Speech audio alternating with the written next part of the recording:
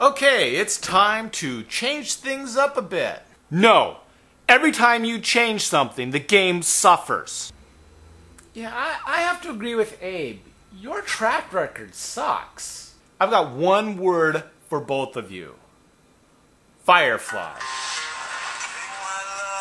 Hold it. Real Firefly? We get to be morally gray characters slipping about on the raggedy edge? Yes, real Firefly. What are the character restrictions? I have two restrictions.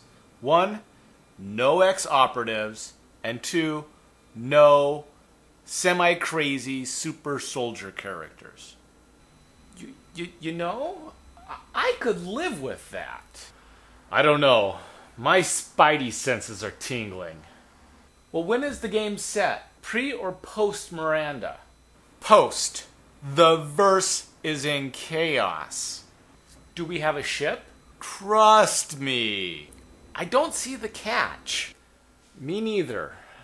I'm in. Okay, on your fourth run carrying mud from the Canton factory, your tiny freighter runs into an Alliance cruiser. I hate you so much. Mud Haulers isn't so bad.